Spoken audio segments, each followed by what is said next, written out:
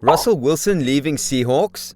Before we start, I would want you to hit that red subscribe button so you never miss out on any of our videos. But in two interviews Tuesday conducted to talk about winning the Walter Payton Man of the Year award this weekend, Wilson made clear he wants to see some changes in the Seahawks offense and that he wants to have more say in any moves the team makes. The interviews came in the wake of an NFL Network report over the weekend that a few teams have called the Seahawks to see if Wilson is available, and a day after a report from Jason LaCanfora of CBSSSports.com that he is hearing Russell Wilson's camp has grown increasingly frustrated by the Seahawks' inability to protect the 8-time Pro Bowler. He has been sacked 394 times in 9 seasons. Having kids, having family. I wanted to wear this jersey to honor you today for the NFC West Championship. This situation warrants serious monitoring. In a group Zoom interview and in an appearance on the Dan Patrick Show, Wilson basically confirmed LaCanfora's report. "I'm frustrated I'm getting hit too much," Wilson said in response to a question of whether he is frustrated with the Seahawks. "I'm frustrated at that part of it, you know?" Wilson has been sacked 394 times in the regular season, including 47 in 2020 and a league-high 48 in 2019. As Wilson himself noted to Patrick, some of those occur because he hangs onto the ball to try to extend plays, which, as he said, sometimes turns into touchdowns.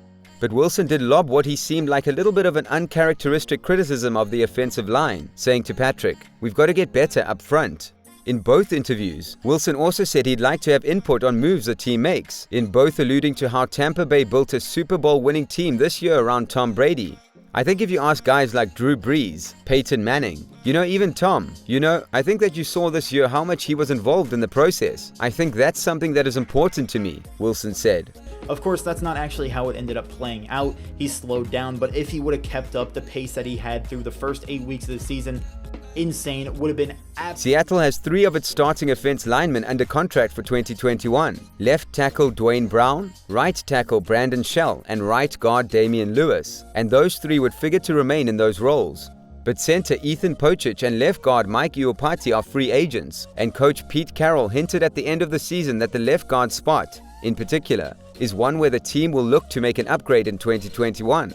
As for trade rumors, there are 2 big reasons why he almost certainly wouldn't be dealt this year. He has a no-trade clause in his contract, essentially giving him veto power, and it's sort of hard to imagine where he'd find a better situation than Seattle's right now, unless for some reason he really wanted out. And his contract has a $39 million dead cap hit for 2021. That means if Wilson were traded, the Seahawks would have to take that hit as part of an overall salary cap already expected to be lower than last year at roughly $181 million.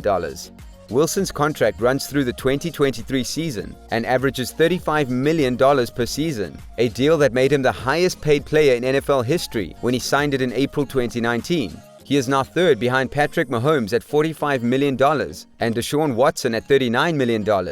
Wilson, though, didn't necessarily throw water on the idea he could be moved someday.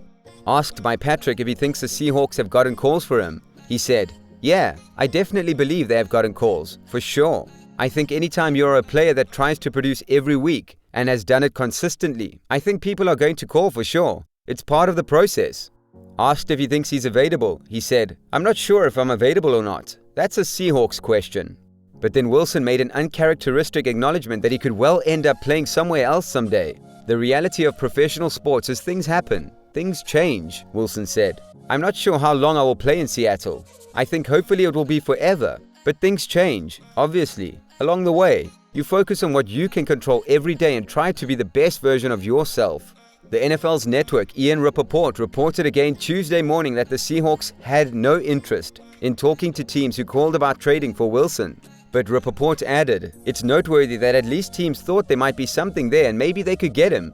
Report: Chicago Bears are set to make a run at trading for Seahawks QB Russell Wilson. The Mariners should go after Theo Epstein to clean up the mess they made. Has off-season Seahawks drama tarnished Russell Wilson's squeaky clean image? Seahawks free agent preview. Chris Carson's future the big question at running back for Seattle. Why the Seahawks released Josh Gordon even though he was set to be a free agent anyway. The obvious implication is that teams around the NFL appear to have somehow gotten the idea that Wilson might be unhappy enough in Seattle to want out. Wilson also had said he wanted to have input in who the team hired as an offensive coordinator. He appeared to get that in Seattle's hiring of Shane Waldron. In a Zoom conference Tuesday, Wilson praised Waldron, saying, "I think Shane's going to be a great coach. I think he's got great knowledge of the game," and adding that Waldron has the it factor. But Wilson made clear he wants to have as much involvement as possible in moves the team makes. Asked by Patrick if he's been involved in the past, Wilson said, "Not as much. I think it helps to be involved more. I think that dialogue should happen more often in my opinion. I want to be able to be involved. At the end of the day, it's your legacy. It's your team's legacy. It's the guys you get to go on in the huddle with. At the end of the day, it's those guys you've got to trust." Maybe some of Wilson's apparent sudden frustration is born out of attending the Super Bowl on Sunday as part of receiving the Walton Payton Award the night before his charitable work, and seeing firsthand at age 32 another opportunity missed and now a 6-year absence from the game after playing it in 2 of his first 3 seasons. That's all for today. I hope you liked the video. If you did, make sure to hit that like button and subscribe to the channel so that you never miss any amazing videos from us.